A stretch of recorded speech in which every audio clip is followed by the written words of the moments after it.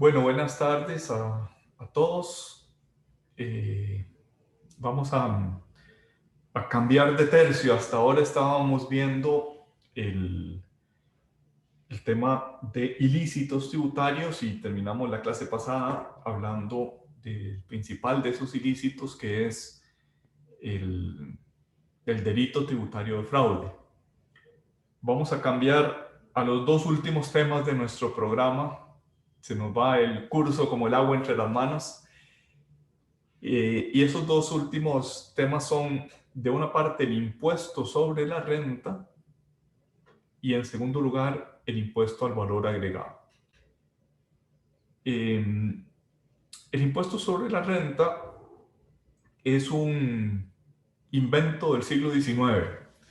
Hasta antes de inventarse en Inglaterra el impuesto sobre la renta, se grababa la propiedad, típicamente los impuestos sobre la tierra, el impuesto de bienes ociosos, el impuesto a la transferencia de dominio.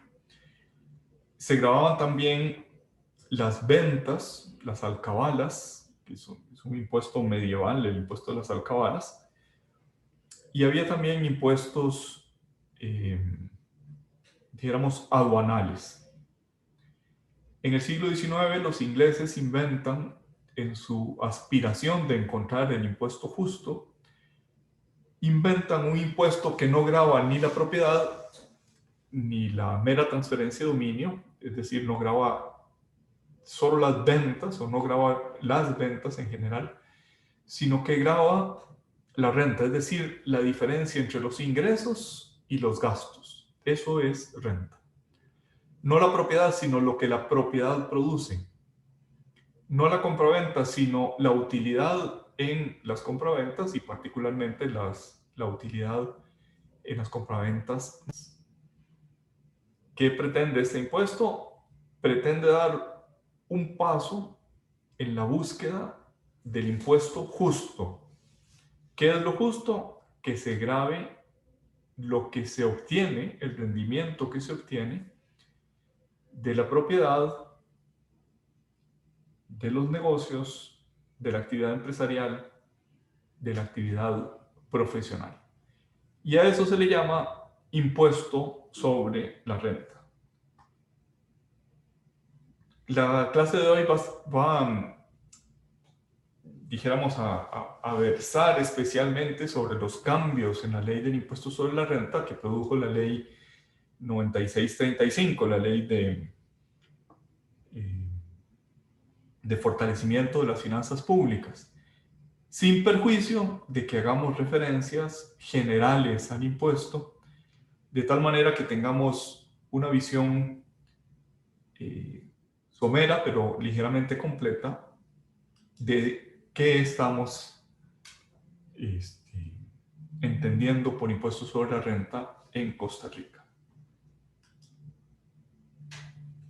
El primer concepto que quisiera que tengan claro es que hay tres características generales de nuestra ley del impuesto sobre la renta, características que ya tenía nuestra ley de impuesto sobre la renta, pero que sufrieron modificaciones en la ley 9635.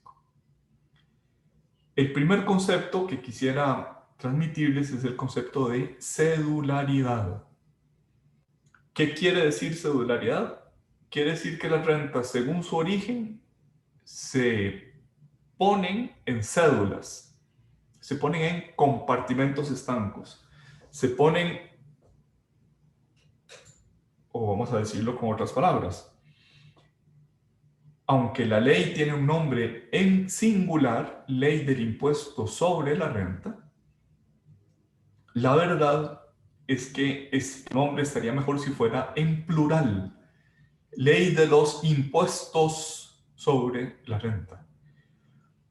Porque el impuesto a las utilidades que tienen las empresas y los profesionales independientes no es el mismo que el impuesto a veces a los dividendos de las rentas de capital, y es otro impuesto distinto, el impuesto que grava las rentas del salario, y es otro impuesto diferente, el impuesto sobre remesas al exterior. Cuando decimos que son impuestos distintos, lo que queremos decir es que tienen una base imponible que se mide de una manera diferente y unas tarifas que se miden de una manera diferente y un periodo fiscal que es diferente para esos tributos. Entonces, cedularidad quiere decir que la renta económica, según su origen, se pone en un compartimento estanco. Estanco quiere decir que no se comunica con los otros compartimentos. Se pone en una cédula, en un compartimento estanco, y ahí le aplico unas reglas de base imponible, de tarifa, de periodo, de declaración, de deberes formales, etc. ¿Qué se opone? ¿Cuál es el concepto contrario a cedularidad? Es el de renta global. Renta cedular se opone a renta global. ¿Qué quiere decir renta global? Que todas las rentas se ponen en una especie de olla común y una vez que se han puesto en esa olla común, se les aplica unas reglas comunes de imposición a esa renta. Renta cedular se opone a renta global. El segundo concepto es el concepto de territorialidad, según el cual se graban las rentas producidas por bienes situados, capitales invertidos y servicios prestados en el territorio costarricense. Repito, se graban las rentas producidas por bienes situados en el territorio costarricense, capitales invertidos en el territorio costarricense o servicios prestados en el territorio costarricense. ¿Qué se opone a renta territorial? Se opone el concepto de renta mundial. Como ven, renta mundial y renta global no son sinónimos, son cosas diferentes. El primer binomio, cedularidad, globalidad versus globalidad. El segundo binomio, territorialidad versus renta mundial. El tercer concepto es el concepto de renta producto. ¿Qué quiere decir renta producto? Es la renta que es producto de los factores que se ponen en juego para producir renta. Renta quiere decir que los bienes situados, los capitales invertidos o los servicios prestados se han organizado de tal manera que produzcan renta.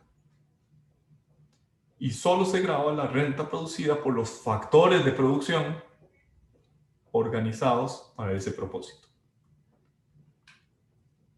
Me pareció escuchar que alguien hablaba, alguien quería preguntar algo, ¿no?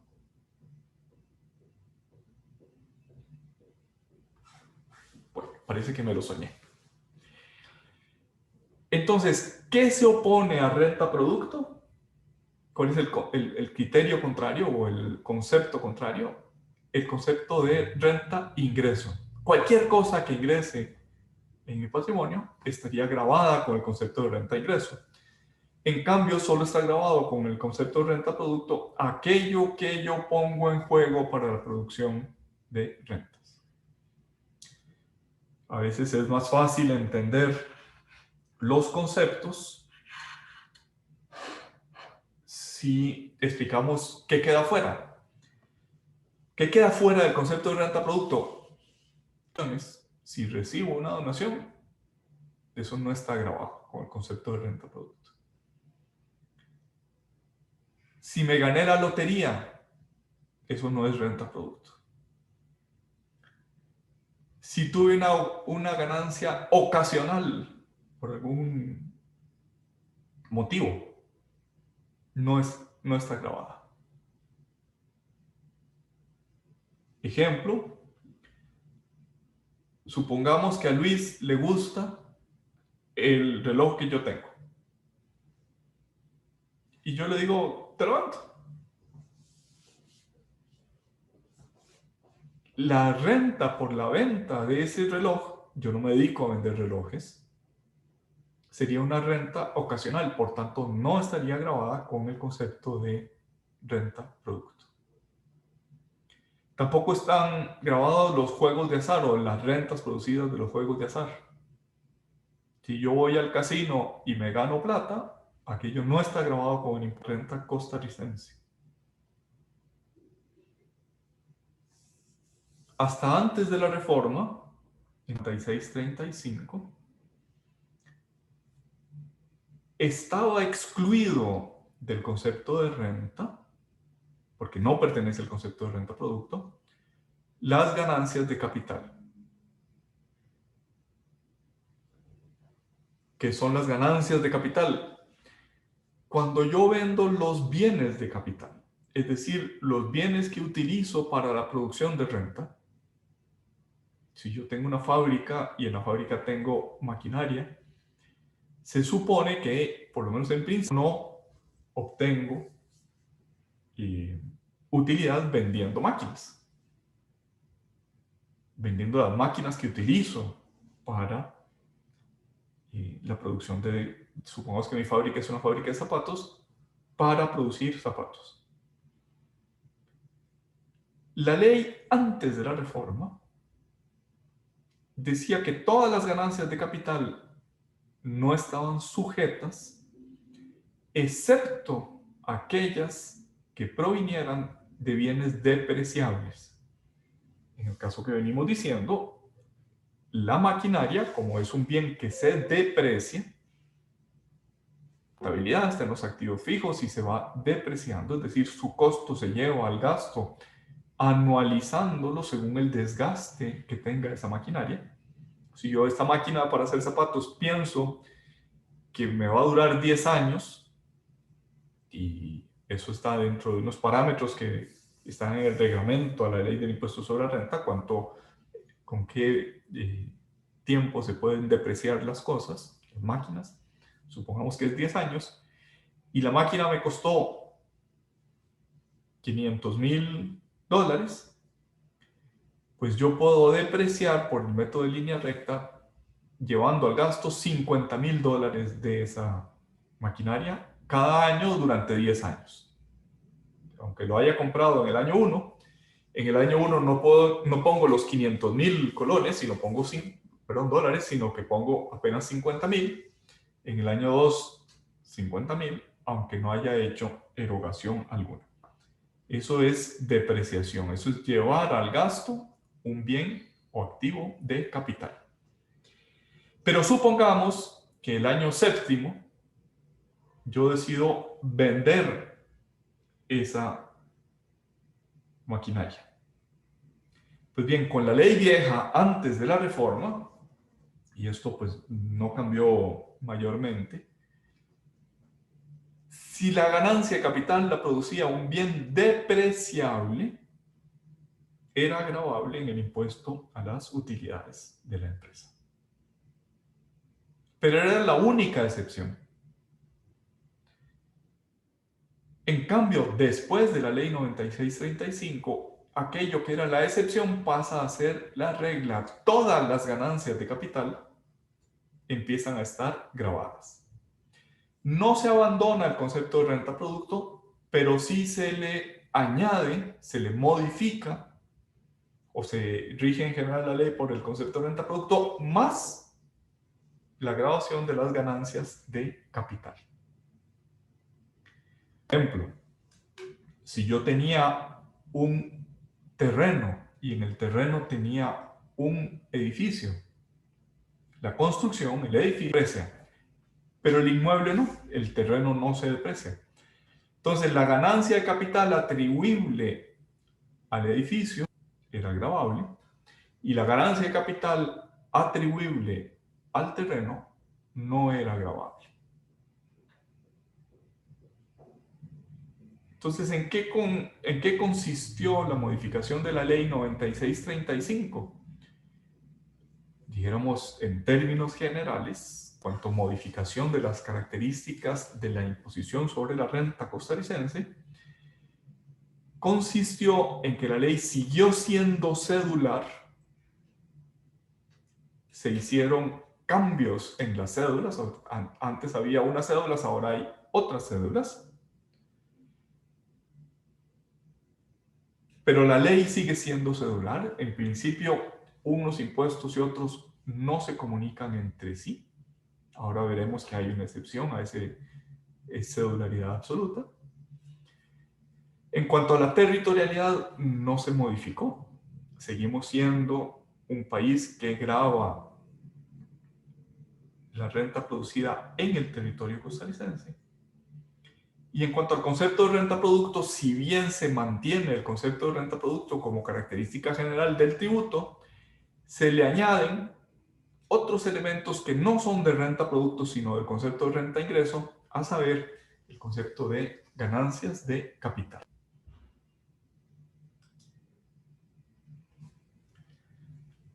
Cuando se aprobó la ley, se dijo que estábamos pasando al concepto de globalidad, es decir, en lugar de cédulas, de cedularidad, estábamos migrando hacia renta global.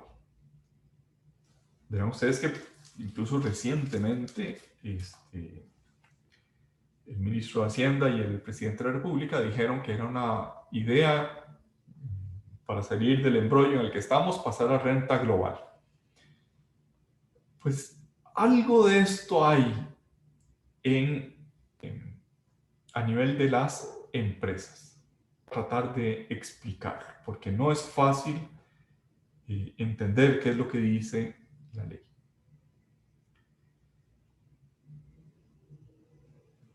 A nivel de una empresa o a nivel de un contribuyente que tiene activos afectos a la actividad empresarial, repito, el concepto importante aquí es afectación a la actividad empresarial. Las ganancias de capital y las rentas de capital que produzca ese elemento patrimonial afecto se traen, hay una especie de fuero de atracción, se traen de la cédula de rentas y ganancias de capital, se atraen a la cédula de impuesto a las utilidades. La ley 9635 estableció, ¿se acuerdan? En el anterior decíamos que había reacomodado la cédula según su origen y creó una cédula que para efectos prácticos vamos a llamar capítulo 11, las rentas de capital y las ganancias y pérdidas de capital. Pues bien, si esas rentas de capital y esas ganancias de capital, que en principio les correspondería estar en el capítulo 11 con sus reglas, provienen de un elemento patrimonial afecto a la actividad empresarial, entonces se atraen del capítulo 11 y se quedan en el título primero del impuesto sobre las utilidades.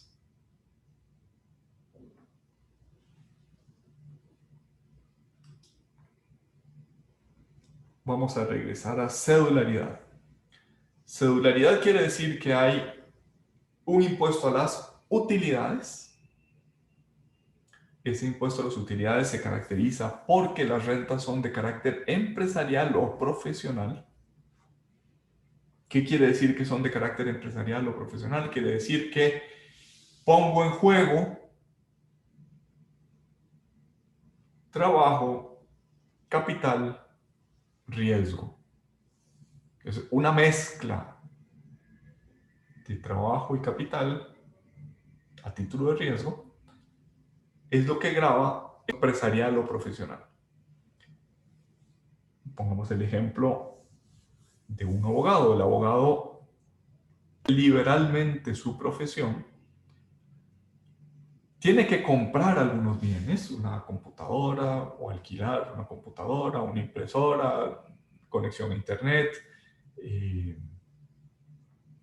una línea telefónica, un número de fax, imprimir tarjetas, arrendar un local donde recibir a sus clientes, contratar quizás empleados, por ejemplo, una secretaria, por ejemplo, un mensajero, por ejemplo, un asistente.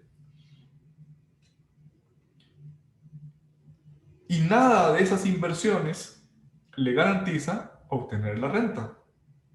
Hacer esas inversiones es necesario, pero no suficiente, para obtener una renta por el ejercicio profesional de la abogacía. Lo mismo sucede en el caso de una empresa. Supongamos que yo restaurante,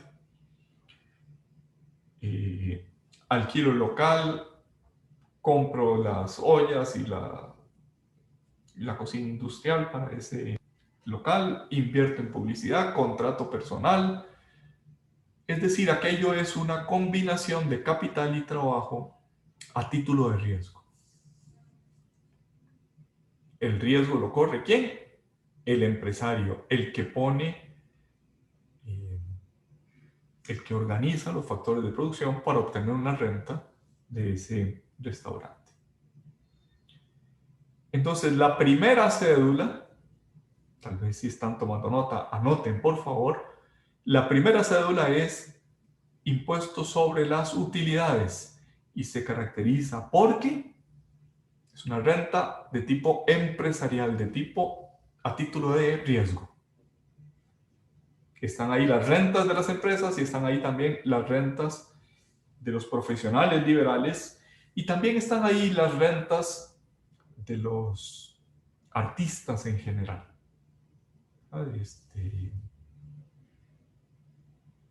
Un artista que vive de sus funciones de teatro o de música está ahí porque está a título de riesgo. Primera cédula, impuesto a las utilidades. Segunda cédula, impuesto sobre las rentas de capital y sobre las ganancias y pérdidas de capital.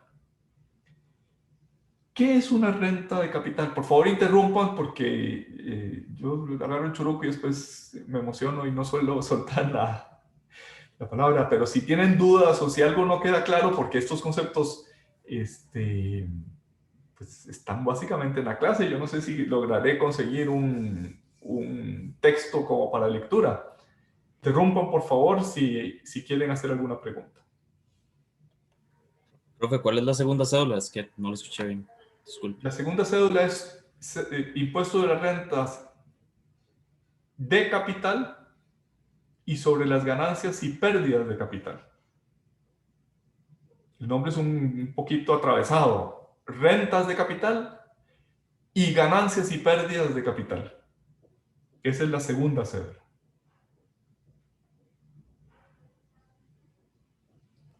Gracias, profe. Con gusto, Kenny. ¿Qué caracteriza a esta segunda cédula? Caracteriza a esa segunda cédula el que las rentas son pasivas.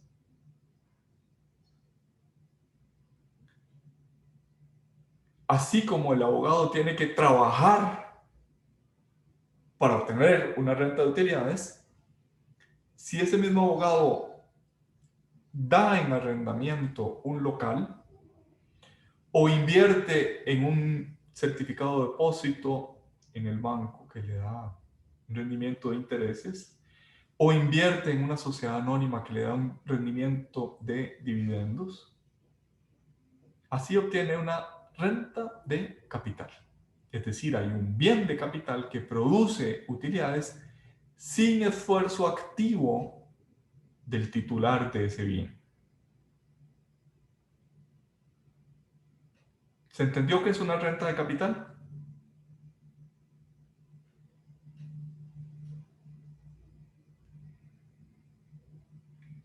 Sí, Bueno, profe. parece que sí. Pregunta, a ver si están entendiendo. Esta pregunta va para Luis Arredondo. ¿Te animás a contestar, Luis? Acá estoy, profe, McDonald's. pero McDonald's. aquí estoy ya. Perdón. Y Sí se anima, aquí bueno. estoy, es que estaba bajando el volumen. Bueno, Si perfecto. me la repites, se lo agradecería. No, todavía no la he hecho. Ok, bueno, yo me animo, profe. No le garantizo efectividad, pero por lo menos me animo. Bien. Supongamos que yo tengo la marca Tico Burguesas. Es una marca. Tico Burguesas. Y la doy la utilizo, la exploto, esa marca, dándola a concesionarios que quieren utilizar mi marca Tico Burguesas. Es decir, hay una serie de restaurantes que les interesa el know-how que yo desarrollé y utilizan la marca Tico Burguesas y me pagan a mí, el titular de la marca, una regalía por utilizar la marca Tico Burguesas. Ujú. ¿Eso es una renta de utilidades o es una renta de capital? Bueno, yo diría yo. Ahora, bueno, antes de contestar le voy a hacer una pregunta. ¿Se podría tomar el capital como parte del patrimonio, incluyendo ese know-how o no? Eh, pues sí, sí se puede. O sea, seguramente para que yo tuviera la marca Tico Burguesa tuve que tener un restaurante y tuve que tener, digamos, unos procesos de fabricación de las hamburguesas y crear una lealtad de los clientes a favor de esa marca. Y en la empresa Tico Burguesa Sociedad Anónima está, en el patrimonio está la marca.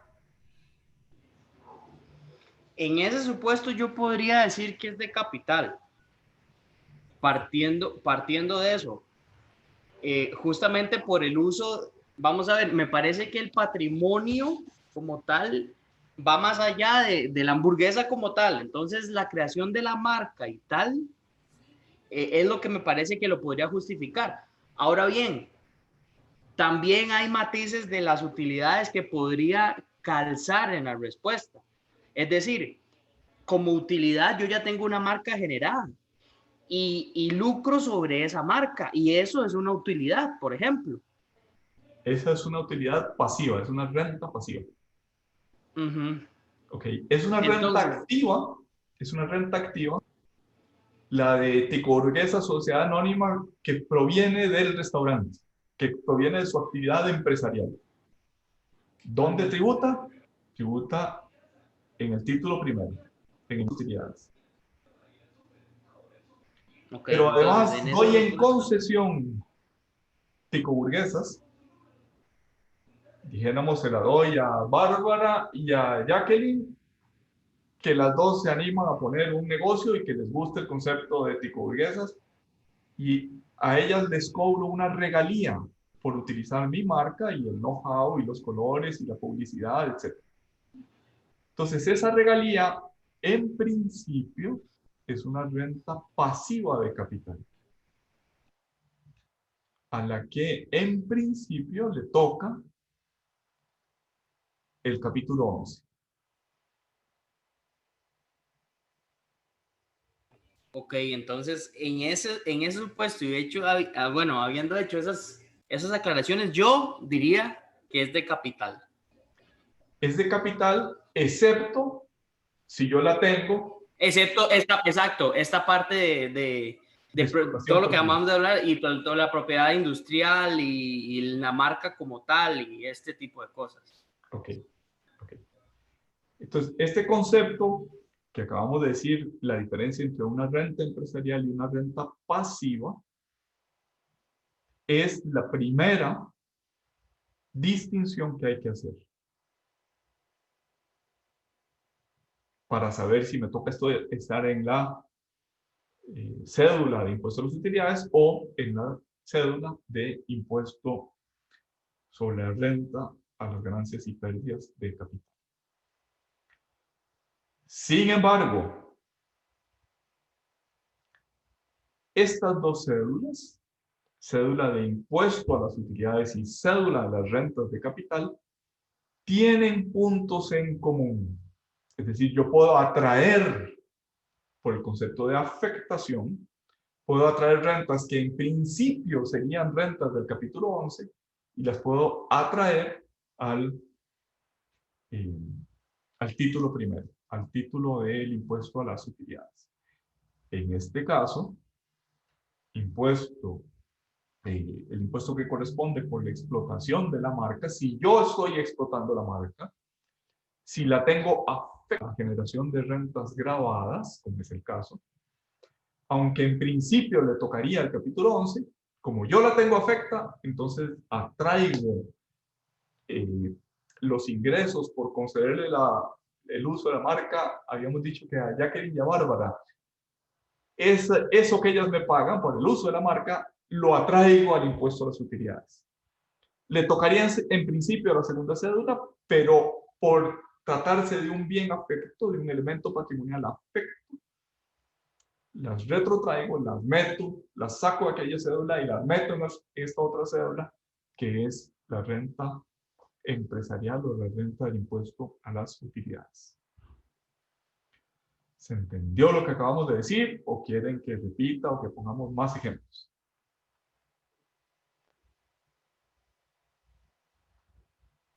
Profe, yo preferiría otro ejemplo, si es posible. Ok, ok. Está bien. Te voy a dar gusto. Vamos a poner varios ejemplos. Sí, Carlos. Sí, A Carlos. mí no me quedó claro esto último que usted dijo sobre lo de la atracción de, digamos, o sea, como en el punto en el que se pueden enlazar ambas rentas. Eso fue lo que a mí no me quedó claro. Ok, está bien. Antes de regresar con varios ejemplos de distintas cosas, de distintos rentas de capital que se ven afectadas, voy a avanzar un poquito para mostrar que hay otras cédulas, para explicar las otras dos cédulas. Habíamos dicho, primera cédula, impuesto a las actividades empresariales o profesionales o artísticas. Y el impuesto se llama impuesto a las utilidades. Segunda cédula, rentas pasivas. Y el impuesto se llama, con un nombre muy largo, impuesto sobre la renta de capital y sobre las ganancias y pérdidas de capital.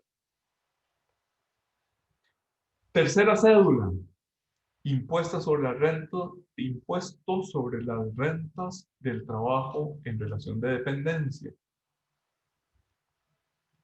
En general, este título segundo, título primero, utilidades, capítulo 11, ganancias y pérdidas de capital. Título segundo, rentas del trabajo personal dependiente. Todas las rentas que sean en relación de dependencia, todas las rentas que tengan que ver con el trabajo bajo la regulación del Código de Trabajo están en este título segundo. Y hay un título cuarto que es el impuesto de los no domiciliados, el impuesto sobre la renta que obtienen personas domiciliadas fiscalmente fuera del territorio costarricense. Y ustedes me saltarán y me dirán, bueno, pero no que era renta territorial. Sí, renta producida por bienes situados, capitales invertidos o servicios prestados dentro del territorio costarricense, pero cuyo titular no está domiciliado en Costa Rica. Le toca la renta de no domiciliados, que en Costa Rica recibe el nombre de impuesto sobre remesas al exterior. Entonces, antes de avanzar en los ejemplos que me pidieron, o antes de repetir algunos ejemplos, hay 4 cédulas en el impuesto sobre la renta costarricense.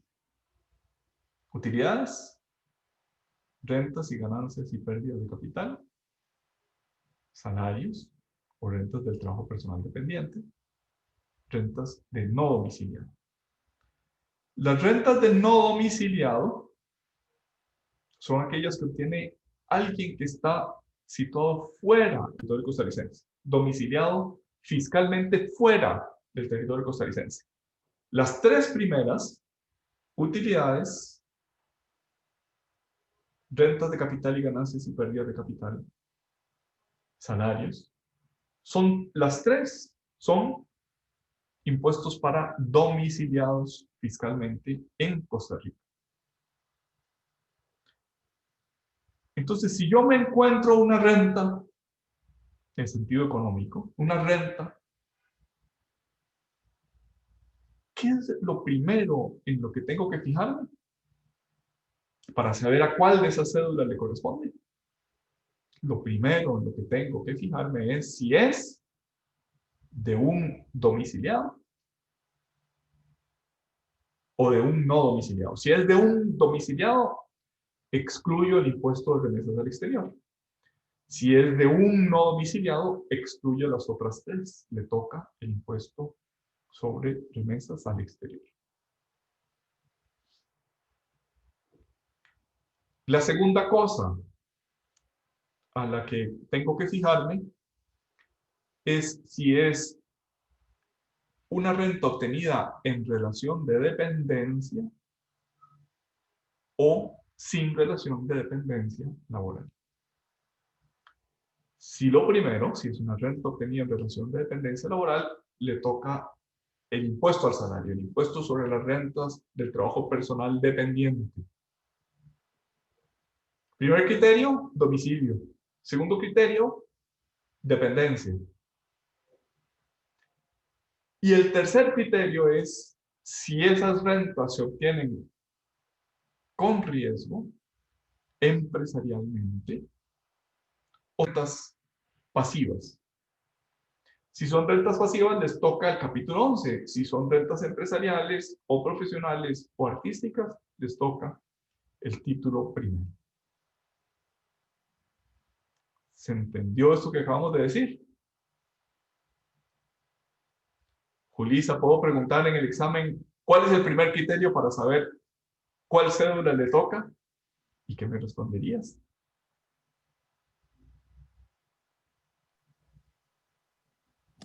El criterio para determinar la cédula. Sí. Si yo tengo una renta cualquiera, ¿con qué criterio digo cuál de las 4 cédulas, el primer criterio que tengo que aplicar, cuál es? Mm, según yo, habría que ver el tipo de producto. O sea, si es pasivo o activo. No, ese no es el primero. Ese es uno que viene más adelante, pero el primero es, el primero es A ver si la persona está, está domiciliada o no. sí, si el perceptor está domiciliado en Costa Rica. Si está domiciliado fuera, le toca el impuesto a las remesas al exterior. Así se llama en Costa Rica. En otros países se llama impuesto sobre la renta de no domiciliados. Pero es lo mismo. Ese nombre tico equivale al que en el exterior se llama impuesto a los no domiciliados. Entonces, el primer criterio es, no es qué clase de renta es, sino dónde está domiciliado el que recibe esa renta. Si está domiciliado afuera, impuesto de remesas al exterior. Si está domiciliado en Costa Rica, cualquiera de estos tres. Entonces, ahí sí pasamos a los otros criterios. María José, ¿cuál es el segundo criterio? Ya desechamos por el domicilio, desechamos el impuesto de remesas al exterior, puesto que el que lo recibe está domiciliado en Costa Rica. ¿Cuál es el segundo criterio para saber entre estas 3 cédulas cuál es la que le corresponde?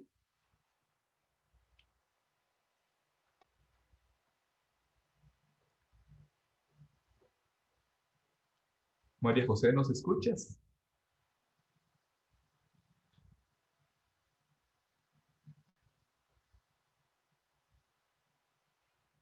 Parece que no nos escucha. Que se anime a contestar la pregunta. Con el primer criterio desechamos impuesto de remesas al exterior, puesto que el que las recibe está domiciliado en Costa Rica. ¿Cuál es el segundo criterio para saber cuál es la renta? El de dependencia, profe.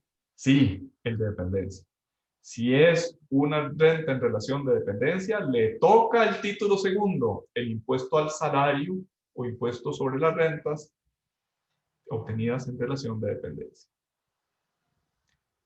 El tercer criterio, ¿cuál sería? Saber si la renta es producida con riesgo o si es una renta pasiva. Exactamente. Que eso era lo que nos había dicho Julissa. Julissa había dicho eso como primer criterio, pero en realidad es el tercero. Antes tuvimos que desechar los otros. Si es empresarial o si es pasiva. Ahora, aunque hagamos ese ejercicio, algunas rentas que en principio serían pasivas les correspondería ser grabadas de acuerdo con el capítulo 11 si provienen de bienes afectos a la actividad empresarial, dejan de ser pasivas y forman parte de las empresariales. Sobre esto era sobre lo que me habían pedido ejemplos, que es lo que vamos a intentar ver a continuación.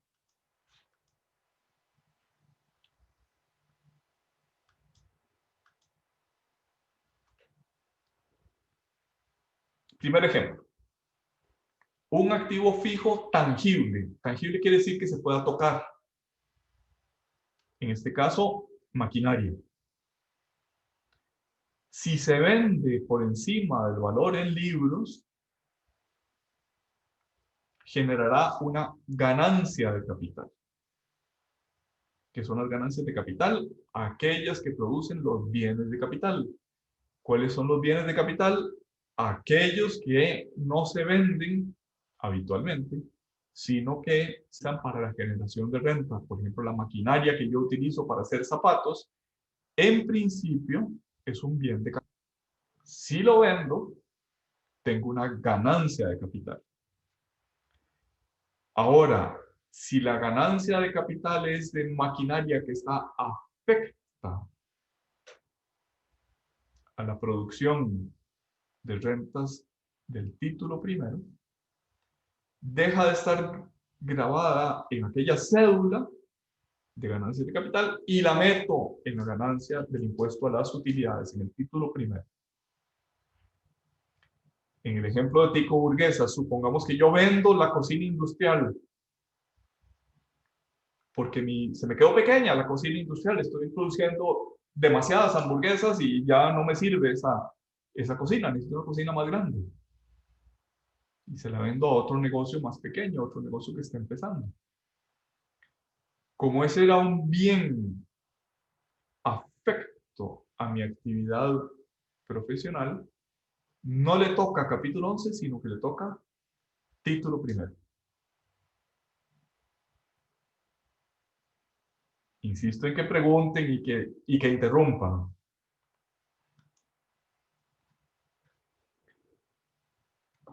Tengo las marcas. Eso es un activo fijo intangible. Intangible quiere decir que no se puede tocar. En este caso, la marca de la empresa o el know-how o el modo de hacer las hamburguesas de Tico Burguesa. Tiene un valor en libros esa marca. Si la vendo por encima del valor en libros, genera una ganancia de capital a la que en principio le tocaría el capítulo 11, impuestos sobre las rentas y ganancias y pérdidas de capital. Pero como la marca está afecta a la actividad empresarial, la atraigo, la retrotraigo de aquella cédula a esta cédula, de la cédula del capítulo 11 a la cédula del título primero.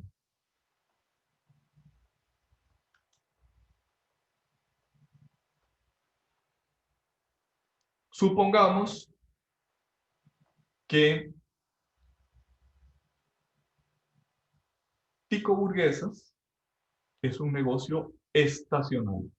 Solo para efectos del ejemplo, es estacional. ¿Qué quiere decir estacional? Que hay épocas en las que produce mucha utilidad y épocas en las que obtiene menos utilidad. Supongamos que la gente come más hamburguesas en el verano, en Semana Santa y en vacaciones de 15 días, y que deja de comer hamburguesas en octubre y en Navidad. En Navidad comen pavo o tamal, pero no comen hamburguesas. ¿Se entendió lo que quise decir hasta ahorita? Sí, gracias. Con gusto. En Tico Burguesa, que tiene exceso de liquidez, o sea, produjo mucho dinero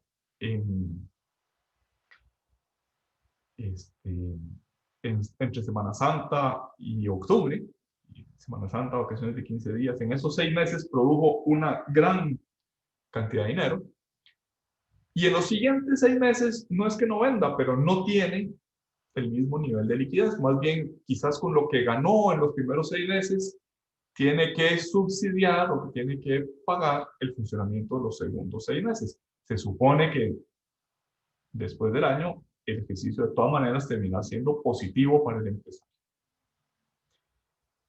Entonces, con el dinero que está ganando en Semana Santa y durante todos los meses del verano, por llamarlo de alguna manera, lo mete en un certificado de depósito, lo mete en un título valor que le genera intereses. Esos intereses, en principio, les toca el capítulo 11. Pero como es el capital de trabajo de la empresa, los pone a que rinda intereses mientras no los está usando, pero después los va a usar. Es el capital de trabajo de la empresa, es un bien afecto a la actividad empresarial. En principio le tocaba el capítulo 11, rentas y ganancias y pérdidas de capital. Pero como se trata del capital de trabajo de la empresa, lo atrae hacia el título primero.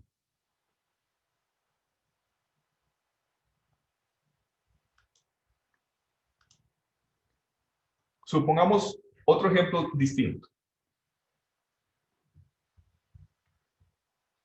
Si yo, José María Oriamuno, tengo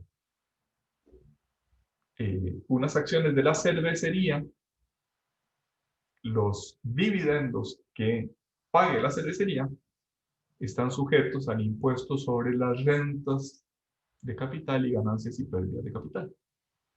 En este caso es una renta de capital mobiliario. El título es un título mobiliario, un título móvil, no es un título inmobiliario, sino mobiliario.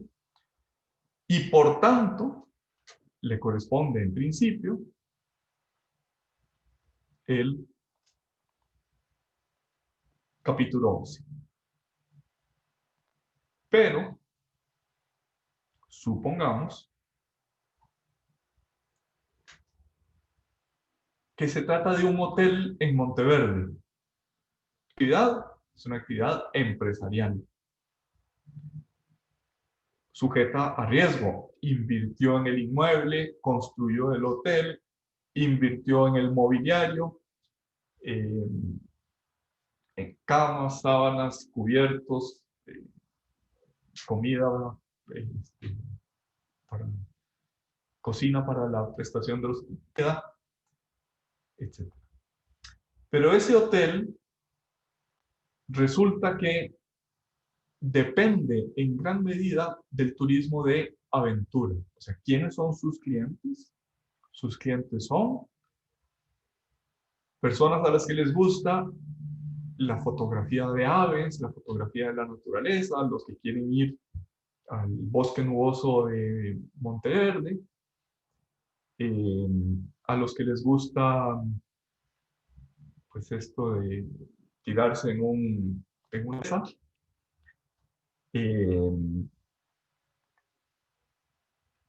Y como depende de que les surtan de ese tipo de turistas, invierte en una agencia turística en San José. Invierte en el capital de esa agencia turística. Hotel de Monteverde invierte en el capital, compra acciones en el capital de una agencia turística en San José, especializada en ese turismo que le interesa atraer. Es decir, que esa empresa turística le provea de turistas de aventura, turistas de fotografías de la naturaleza, etc. Entonces, los Profe. dividendos... Sí, sí, Luis. Luis, Sí, se homologaría un pago como de publicidad, porque es un gasto como para que me pues, visiten. pues me gusta, pero creo que es un poco distinto. O sea, me gusta la comparación, pero no es exactamente publicidad.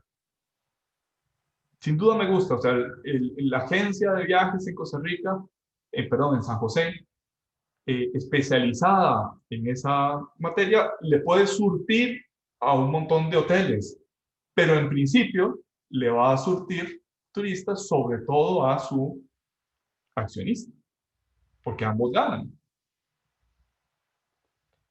Entonces, los dividendos que produciría esa agencia turística en San José, en principio les toca el capítulo 11. En principio es una renta pasiva. En principio, el dividendo que se obtiene por invertir en el capital de una sociedad es una renta de capital, en este caso una renta de capital mobiliario.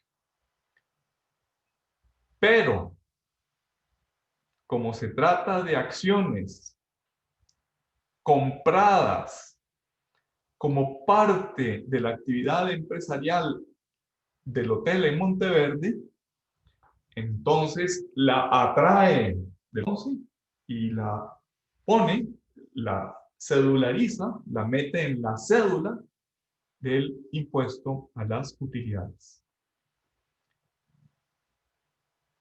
Entonces, tus ejemplos que acabamos de decir, un área tangible, bienes intangibles como las marcas, intereses de un certificado de depósito, dividendos de otra sociedad, todas son rentas pasivas. Les correspondería estar en el capítulo 11. Y en todas hay la presunción de que están en el capítulo 11. Hay que romper esa presunción para pasarlas al título primero. Tiene que producirse prueba en contrario. No se presume la afectación. El concepto clave para estar, o sea, ¿cuál es el concepto clave de la cédula de no domiciliados? El domicilio. El concepto clave de la cédula de impuestos sobre la renta del trabajo personal dependiente, la dependencia laboral. El concepto clave de las rentas y ganancias de capital, la pasividad, el que provenga sin esfuerzo empresarial, sin riesgo. Y el concepto clave del título primero, de las rentas del título primero, además de su empresariedad, es decir, de la inversión a título de riesgo, es el de afectación. Si los bienes que en principio estarían en el capítulo 11 están afectos a la actividad empresarial, les corresponde estar en actividad empresarial. Se presume que por su propia naturaleza les corresponde el capítulo 11, pero se puede demostrar, y le corresponde al contribuyente, que están en el título primero.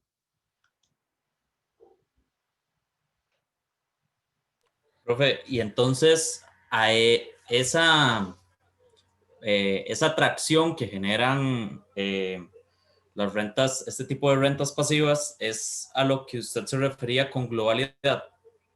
Sí, excelente punto. Okay, Para gracias, profe, esas, ahora sí lo entiendo. para las empresas, hay una cierta globalidad. O sea, ¿se acuerdan que cedularidad quiere decir dividir las rentas según su origen y darles un tratamiento distinto a cada una?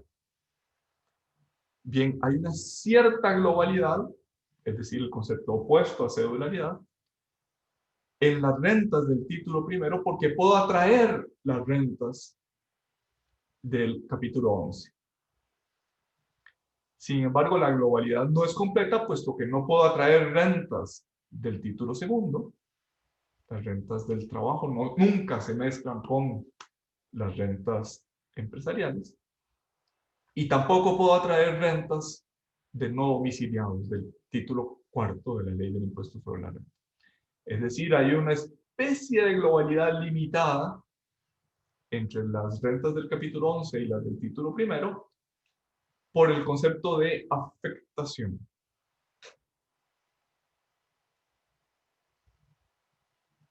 Una cierta globalidad, no es una globalidad completa. No pasamos de renta cedular a renta global. Seguimos siendo renta cedular. Nuestro país sigue guiándose por el concepto de renta cedular. Pero hay un elemento de globalidad en el sentido de que algunas rentas, las rentas del título del capítulo 11, se pueden subsumir en el título primero. Profe, Sí, tengo una pequeña duda. sí. Yo quiero que interrumpan. Cuando es una persona independiente, en el caso de los prestamistas, que al final viven de ello, ¿se tomaría como salario o solo se toma como salario si ya hay una relación de patrono con alguien más? Como él es su propio patrono. Sí, las rentas del título segundo requieren relación de dependencia laboral y nadie en principio puede ser su propio patrón.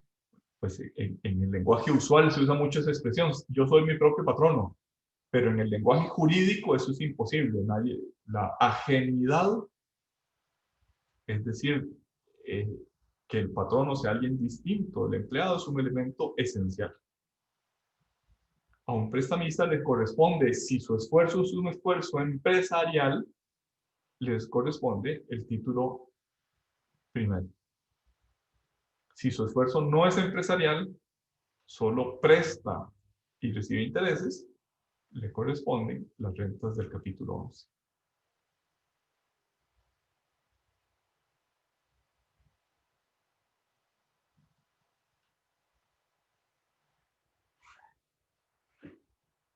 Bien, vamos a hablar ahora de una ganancia de capital que es la ganancia cambiaria. ¿Se acuerdan que estamos diciendo que el concepto de renta producto excluye las rentas que no sean producto del esfuerzo, que no sean producto de los factores de producción? Las ganancias de capital provienen de algo externo al contribuyente. No provienen de los factores de producción que pone en juego ese contribuyente, sino que provienen de la política general del Estado, de la actividad del Banco Central, de la economía mundial. El dólar se puede apreciar o depreciar independientemente de lo que haga el contribuyente en Costa Rica. Por tanto, las ganancias de capital no son parte del concepto de renta.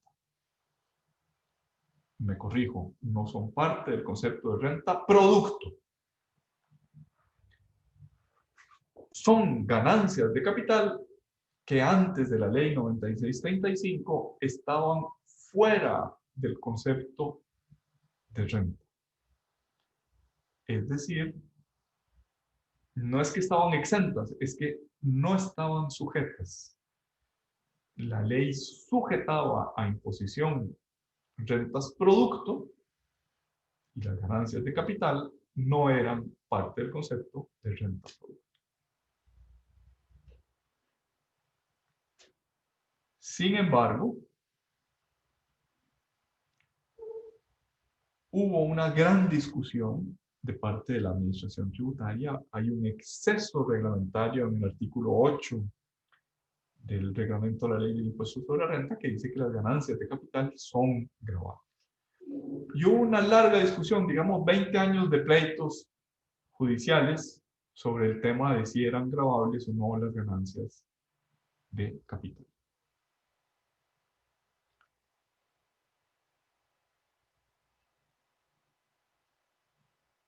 Para un banco o para una casa de cambio, o sea, alguien que se dedica profesionalmente al cambio de divisas,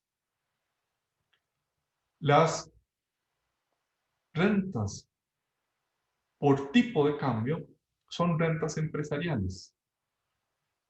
Pero solamente para ellos, para los que se dedican de manera estable, profesional, habitual a la generación de rentas por ganancias cambiarias, como una casa de cambios, como un banco, para ellos no son, o mejor dicho, para ellos son renta producto. Porque no es que provienen de factores externos. El que tiene una casa de cambio, su actividad empresarial consiste precisamente en estar cambiando moneda y en obtener ganancias cambiarias. Pero para la gran mayoría de los contribuyentes, que no son casas de cambio, que no son bancos, las ganancias cambiarias no son renta producto. Ejemplo de la vida real. El constructor del Centro Comercial del Sur. ¿Han visto el Centro Comercial del Sur? El que está en Desamparados. Sí, profe. El constructor obtiene un préstamo de $50 millones para construir ese centro comercial.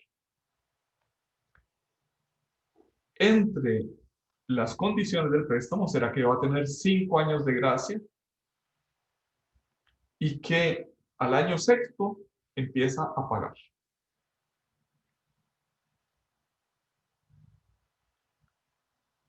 Entonces, antes de empezar a construir, empezando a construir, obtiene un préstamo de $50 millones, por decirlo así, pero la verdad es que no sé cuáles son las cantidades. Supongamos $50 millones. Y el primer año no ha pagado nada, no ha pagado ni un 5, ¿verdad? Tiene 5 años de gracia. Pero al llegar al último día del periodo fiscal, tiene que convertir su deuda a colones, porque la contabilidad para efectos tributarios se lleva en colones. Un mero ejercicio contable, o sea, convierte $50 millones al tipo de cambio que esté vigente al último día del periodo fiscal. Y ese resultado, respecto a la fecha en que le otorgaron el préstamo, al tipo de cambio A, versus la conversión al tipo de cambio B, el último día del periodo fiscal, puede producir o una ganancia o una pérdida cambiaria. Es meramente contable, solamente está en los libros, no ha pagado ni un céntimo, sigue debiendo los $50 millones. Pues bien, en este caso, la Administración Tributaria dijo, usted, propietario del Centro Comercial del Sur, tuvo una ganancia cambiaria, pague el impuesto sobre la renta sobre esa ganancia cambiaria. La empresa se defendió y ganó el caso en sede administrativa. La administración reconoció que estaba equivocada. Pero hay otros muchos casos como ese, en los cuales incluso llegaron las sentencias hasta la sala primera en recursos de casación. 2 sentencias de la sala primera dijeron no están gravables las ganancias cambiarias, y cuando todos estábamos felices pensando que eso ya había llegado a un punto de consenso de que las ganancias cambiarias no eran gravables en Costa Rica, vino una tercera sentencia que dijo que sí estaban gravables. Y ese es el estado de la cuestión. 2 que sí, 1 que no. O al revés, 2 que no, 1 que sí.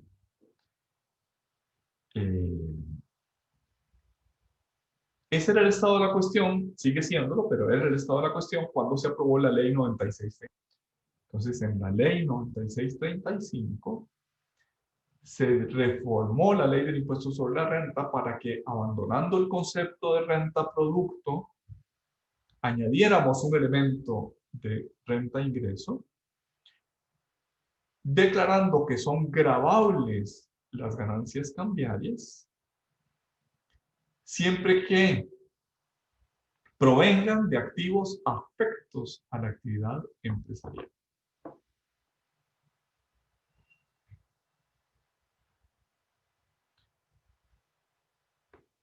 La ley 9635 dispuso, porque era parte de la discusión, el que si eran realizadas o no realizadas. En el caso del Centro Comercial del Sur, no había pagado ni un céntimo de su deuda.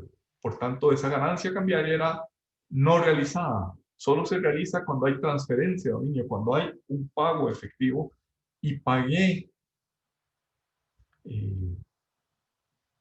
menos colones para pagar el mismo número. Supongamos que tenía que pagar 10 millones de dólares. Esos me costaron menos colones que en el momento de registrar el préstamo a un determinado tipo de cambio. Pues bien, parte de la discusión es si esas ganancias eran, si se podía gravar con impuestos sobre la renta, ganancias que no estuvieran realizadas. Es decir, que no hubiera significado una modificación en el patrimonio real del contribuyente. Entonces, de acuerdo con el concepto de renta producto, las ganancias cambiarias no estaban afectas, lo dice José María. Tributación decía, sí están afectas, pero está equivocada tributación porque eso iba contra el concepto de renta producto. Modestia aparte, José María tiene razón. Y ese estado de la cuestión se había complicado porque había dos sentencias de casación que decían que no era gravable las ganancias cambiarias, una que sí, y en ese momento se modificó por la ley 9635 y ahora sí son gravables, tanto las realizadas como las no realizadas.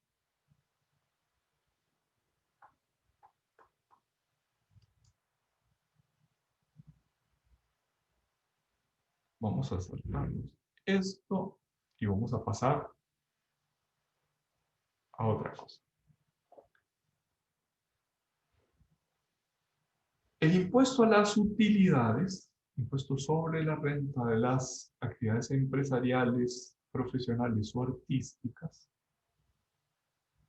se caracteriza por el concepto de renta neta. ¿Qué quiere decir renta neta? Todos los ingresos menos los gastos necesarios, útiles y pertinentes para la generación de rentas gravadas. Ingresos menos gastos. ¿Cuáles gastos? Necesarios, útiles, pertinentes para obtener rentas gravadas. Ese concepto está en el artículo 7 de la ley del impuesto a la renta, hay que sabérselo de memoria.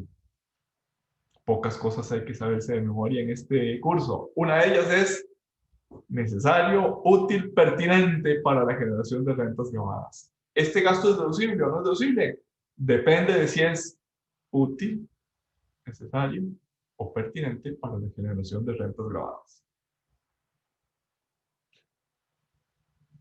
Valeria, pregunto. Si yo pago salarios a mis empleados, ¿puedo deducir de mi renta como profesional independiente el salario que le pague a la secretaria y al mensajero?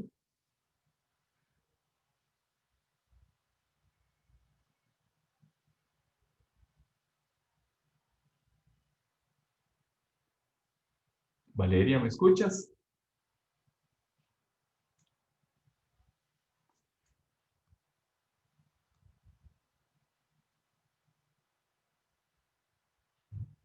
¿Alguien que quiera contestar la pregunta que era para Valeria? ¿Puedo deducir, puedo restar de mis ingresos el salario que le pague a mi secretaria y al mensajero? Profe, me parece que es un gasto que usted en este momento, digamos en el hipotético caso, usted lo está haciendo, que está incurriendo. Ajá. ¿Y lo puedo deducir? Sí, Ok. ¿Por qué lo puedo deducir? Porque es necesario, útil, pertinente para que yo obtenga mis ingresos. Pregunta. Resulta que yo compro un pasaje en un crucero que sale de Puerto Limón y va por las islas del Caribe y regresa. ¿Es deducible o no es deducible? No es deducible. No, profe, me Ajá. viene una pregunta. Si yo hago como empresa un paseo como a final de año, como tipo recreacional y el asunto, mis empleados, eso se puede deducir, porque es estrictamente necesario para el funcionamiento de la empresa, y es debatible. Ajá. Necesario, útil, Entonces, pertinente. ¿Es pertinente? yo puedo argumentar que sí es pertinente por cuestiones de motivación, de difusión. Sí, eso pienso yo también. Es pertinente. O sea, la fiesta de fin de año es pertinente. Que contrataron un cómico para que ayudara en la fiesta de fin de año es pertinente. Que compraron licor y que uno de los empleados se pasó de tragos, sigue siendo pertinente. Es la fiesta de los empleados. Ese criterio que me parece que es el correcto, sí es deducible, no es, por lo menos no siempre es el criterio de tributación. Tributación objeta muchas veces esos gastos, los gastos de la fiesta, los gastos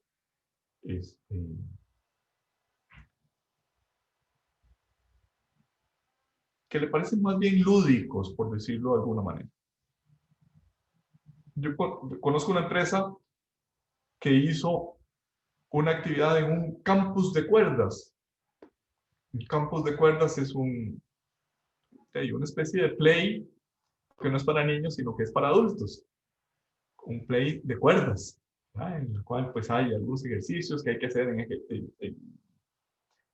en grupo, y hay otros que son individuales, y que ese campus de cuerdas tiene, por lo menos en teoría, la finalidad de crear cohesión entre los grupos de trabajo. Por eso a las empresas les gusta hacer ese tipo de... ¿Es deducible? Yo pienso que sí. ¿Por qué? Porque creó cohesión entre grupos de trabajo. Porque se utiliza de tal manera que cuando regresen después de la excursión al campus de cuerdas, produzcan más, mejoren sus relaciones interpersonales en la empresa, etcétera, etcétera. Regreso a mi pregunta. ¿Es deducible el gasto en un crucero? ¿Sí o no?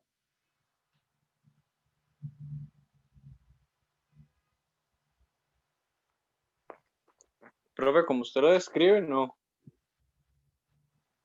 Y si yo soy una agencia de viajes que me dedico a vender, que me voy a dedicar a vender cruceros y necesito experiencia de cómo es un crucero,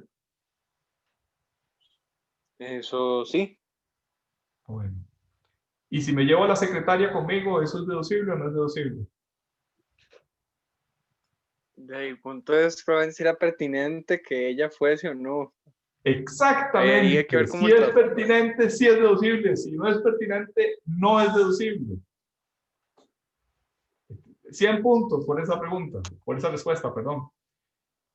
¿Por qué podría ser pertinente para la secretaria? Porque, por ejemplo, es una secretaria que también tiene funciones de venta.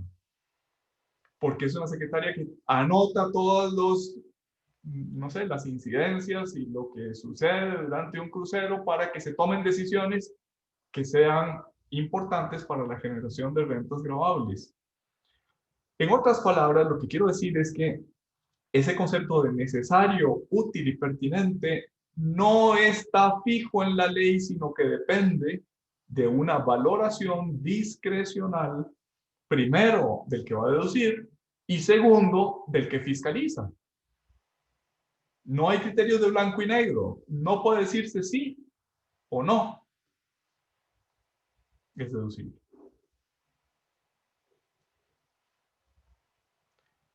El artículo 8 del impuesto sobre la renta, el 7 dice necesario, útil, pertinente. El artículo 8 tiene una lista muy larga, muy detallada. Por favor, léanla para la próxima clase. Incisos numerados por las letras del alfabeto y casi, pues le faltan creo que 2 letras para completar las 27 letras del alfabeto. Pero esa lista del artículo 27, perdón, esa lista del artículo 8 es meramente ejemplar. No es...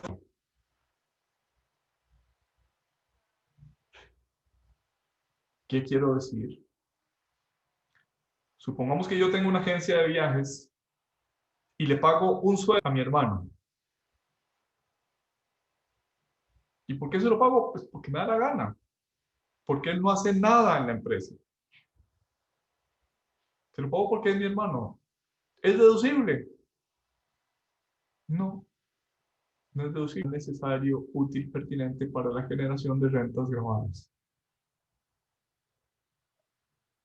En cambio, le pago a mi hermana, que es la gerente de ventas de la empresa turística, el mismo sueldo, entonces sí es deducible. ¿Por qué? Porque es útil, pertinente, necesario para la generación de rentas grabadas. ¿Qué quiero con esto decir? La primera afirmación que quiero hacer, después le veremos limitaciones, pero la primera afirmación que quiero hacer es que la lista de deducciones del artículo 8 de la Ley del Impuesto sobre la Renta es ejemplar, no es taxativa. Podría haber cosas que no estén en esa lista, pero si son necesarias para la generación de rentas, entonces son deducibles. Podría haber cosas que sí estén en esa lista, pero que en la práctica no sean necesarias, no sean pertinentes, entonces no son deducibles. Afirmación primera y más general. La lista de gastos deducibles del artículo 8 de la Ley del Impuesto sobre la Renta es ejemplar, no es taxativa. Segunda afirmación. Sin embargo, algunos gastos que no son necesarios, útiles y pertinentes, pero que sí están en la lista, no tienen relación de causalidad para generar ingresos gravables, pero sin embargo están en la lista como deducibles. Su naturaleza es de exenciones. Y por tanto, si su naturaleza es de exención, es taxativa la lista. Ejemplo de lo que quiero decir. El artículo 8, inciso B, después de decir que son deducibles los salarios, dice serán doblemente deducibles. O sea, si yo pago 100, puedo deducir 200. Deducir es restar. De los ingresos, en lugar de deducir los 100 que pagué, deduzco 200 si los pago a una persona con discapacidad. ¿Qué pretende esa norma? Esa norma pretende que los patronos contraten a personas con discapacidad, porque no solo deducen 100, lo que les pagan, sino deducen el 200%. Deducen el doble de lo que les pagan. ¿Se entendió? Sí, profe. Sí se entendió. Sí se entendió. Eso quiere decir Sí. que hay una exención parcial en el impuesto sobre la renta para aquellos que contraten personas con discapacidad. En ese caso, la lista es taxativa. O está en la ley o no está en ninguna parte.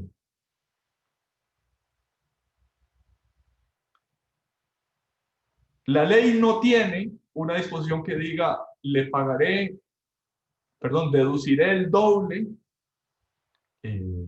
no sé, a las enfermeras que cuiden al personal con discapacidad en la empresa. No está en la ley. No estamos discutiendo si debería estar o no. Simplemente no está. Supongamos que por el tipo de discapacidad del personal que yo contrato necesita un o una enfermera que los apoye. La ley no concede doble gasto, doble deducción a ese personal de enfermería que no tiene la discapacidad en sí mismo. Y aunque pareciera lógico que la tuviera, no la tiene. Como la lista es taxativa, por tratarse de una exención, en este segundo caso de los no puedo decir más que el 100% que les pago de salario. ¿Se entendió o no se entendió?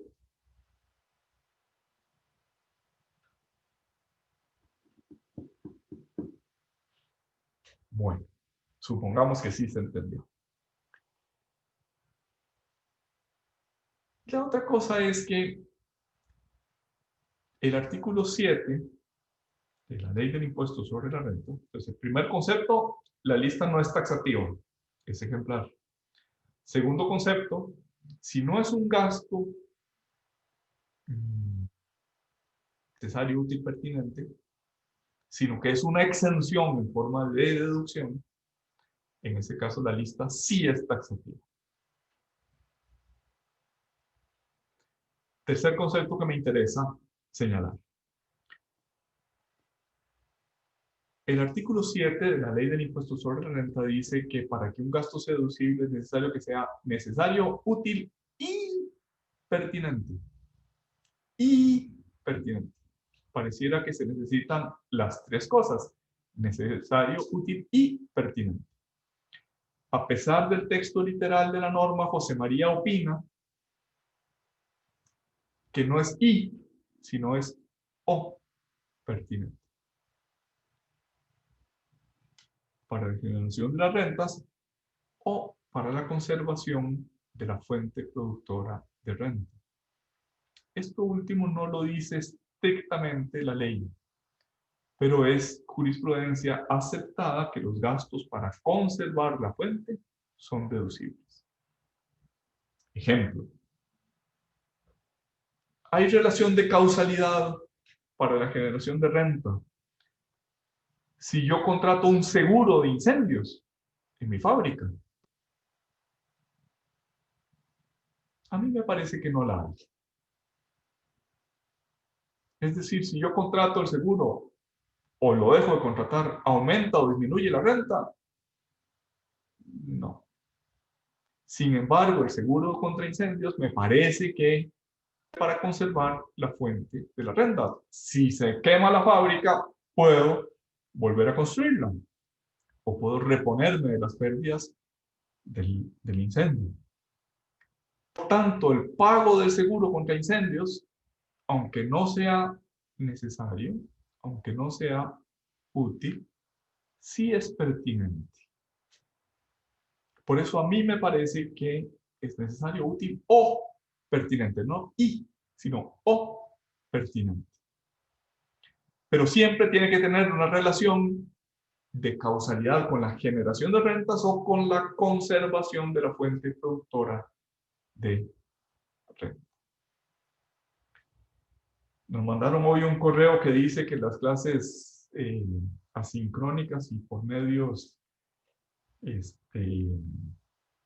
como este que estamos utilizando no deben exceder de 55 o 55 minutos y llevamos 80, 90 minutos. Creo que es suficiente lo que ha usado de su paciencia. Vamos a dejarlo hoy por aquí. Lean, por favor, para la próxima clase, el artículo 8 de la ley, 7 y 8 de la ley del impuesto sobre la renta, por favor. Y nos vemos, si Dios quiere, el próximo jueves. Perfecto, profe. Muchas gracias. Hasta luego, Gracias, profe, gracias. profe. Profe, muchas gracias. Muchas gracias, profe. Hasta luego.